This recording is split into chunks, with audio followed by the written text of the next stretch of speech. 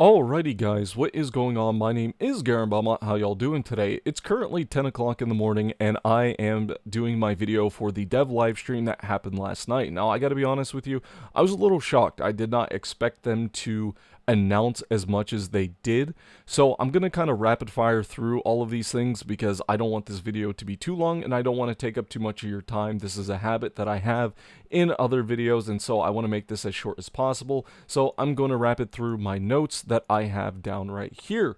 So first things first, the dev started out the live stream apologizing for the state of void erosion, as well as the producer of the game did mention about the crunching for the updates of the first Descendant. I'm gonna just kind of quickly give you guys my Garen's notes as I have in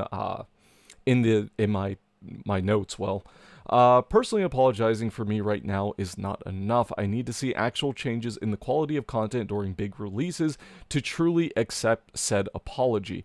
Now, I don't want to be Mr. Negative Nancy. I don't want to also bash the developers because I don't really think this gets anywhere. And so I am just at the very least, I'm just hoping that the developers have learned their lesson. If they didn't, well, we're going to be back. We're going to be back in the same situation.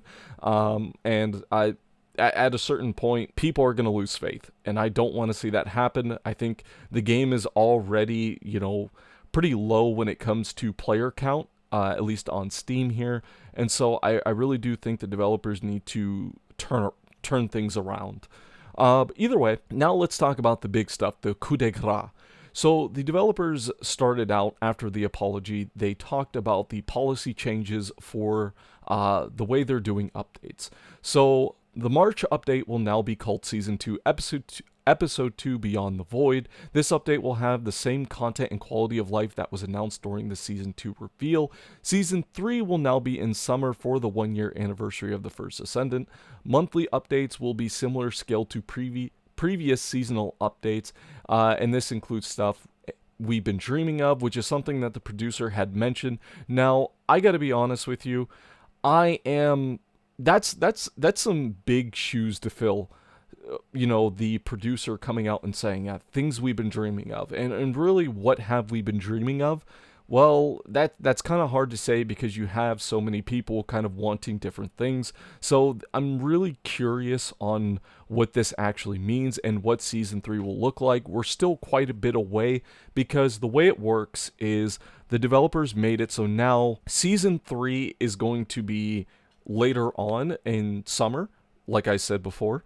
And we're still getting the content that was shown in the seasonal roadmap late last year. I think it was November or early December.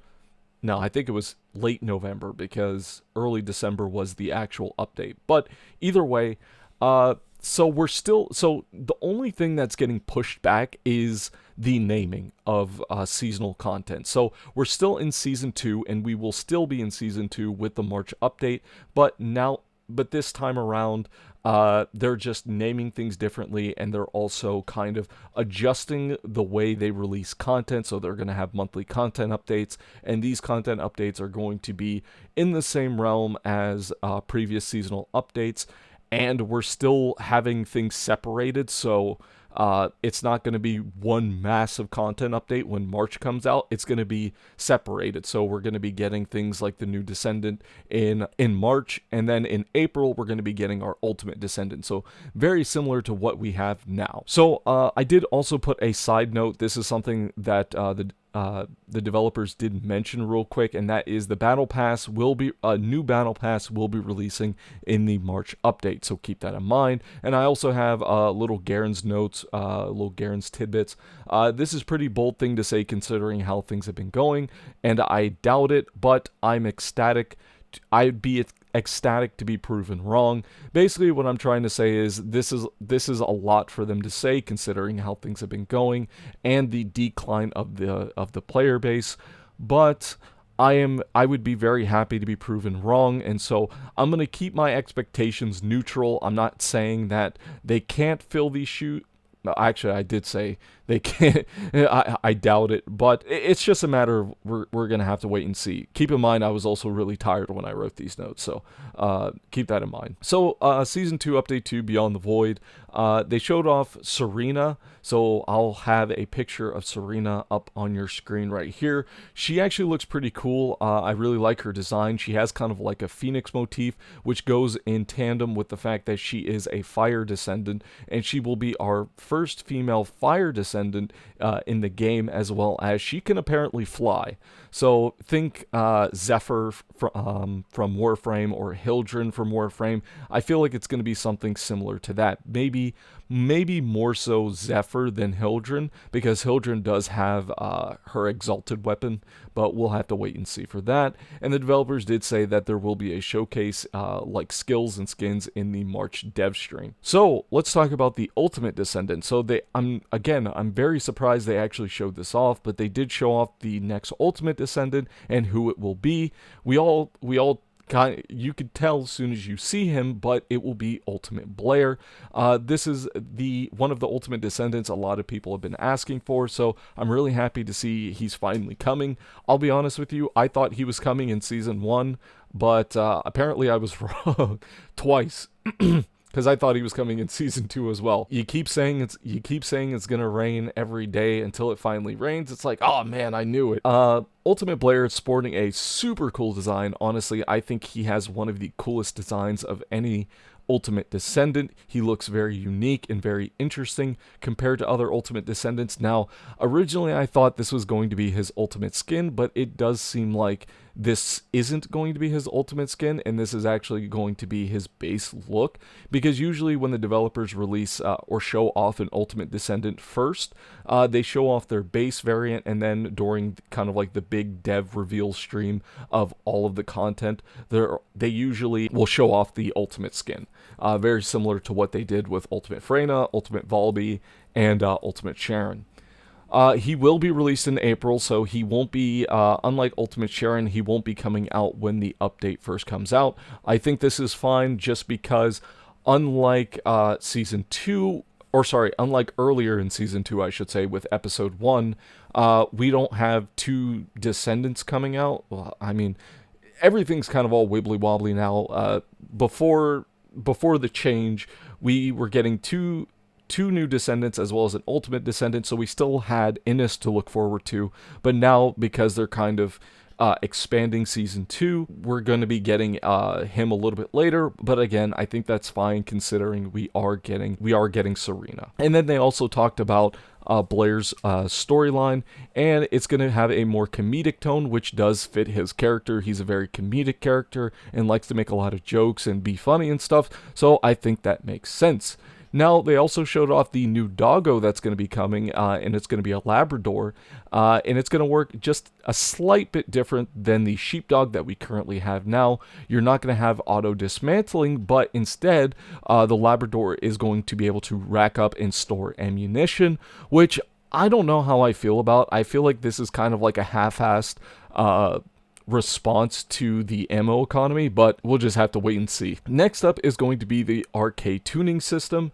So the Arche tuning system, I put in my notes, reminds me a lot of the Paragon board from Diablo 4, and it doesn't help that I was actually playing Diablo 4 as I was watching the dev live stream, so I literally looked at them right like back to back, and they looked pretty identical, except for the one in TFD isn't as like full. There's a lot like less room, and you don't have like multiple Paragon boards that you can stack together, at least from what I can see. You don't have multiple Paragon boards that you stack together. Maybe you can, I don't know.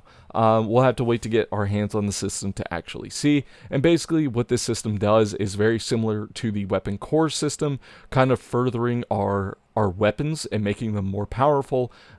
This is the Arche tuning system is what's going to make our Descendants more powerful. So let's say, for instance, Ultimate Sharon. Ultimate Sharon does have some issues with base survivability outside of camouflage, and so you can use the Arche tuning system to actually increase her survivability, but I would also imagine you can do things like put more into damage to be able to do more damage, so we'll have to wait and see for that. Next up is going to be the new map or the new zone that's going to be coming in episode 2, and it's going to be called Sigma Sector.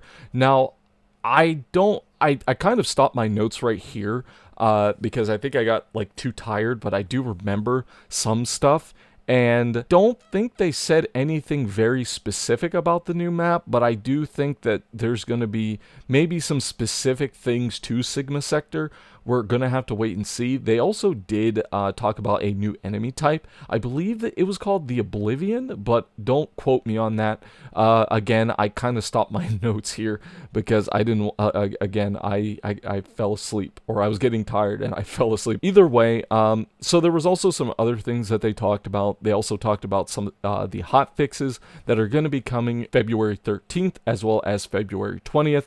We're also going to be getting the new skins, like the bikini skins, and of course, no surprise, Sharon's is my favorite. Lord have mercy, I'm about to bust. Honestly, I think Sharon's is like the most, what do the kids say these days, coomer?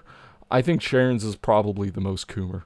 But yeah, but they also showed off concept art of a skin line, or some skins that are going to be coming in on what was it? February 20th. Sorry, February 20th. The developers did state that they do want to kind of release at least 2 skins every month.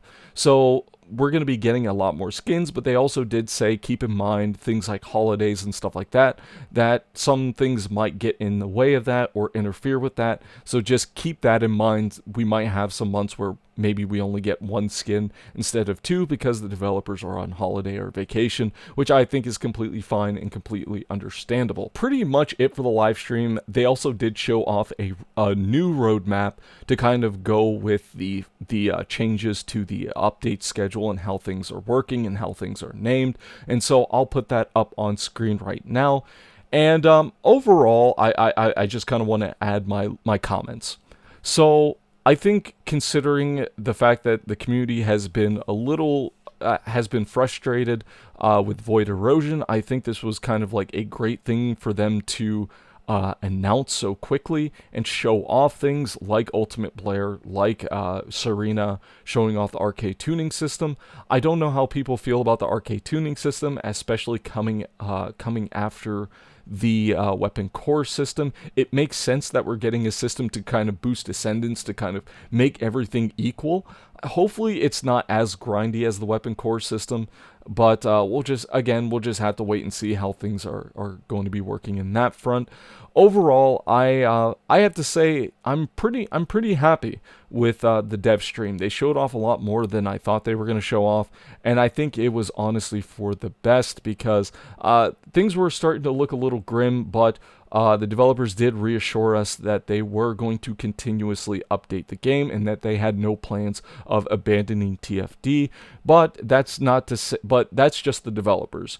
Who's to say that Nexon doesn't decide one day that TFD isn't making a whole lot of money, or TFD doesn't have the player base and they decide to shut it down?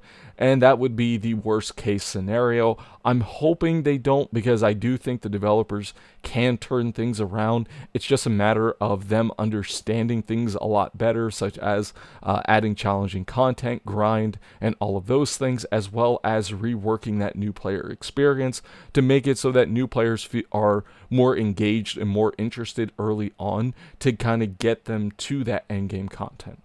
But that's all I have to say for this video, guys. Thank you all so much for, the views last video. Thank you so much for watching this video. I really appreciate it. I'm starting to get back into the swing of things. I've been playing the game a lot more, and so I'm going to have more videos talking about things like void erosion, as well as build videos, and just all that kind of stuff. But with that being said, guys, my name is Garen Belmont, and I will see you guys in the next video. Bye-bye.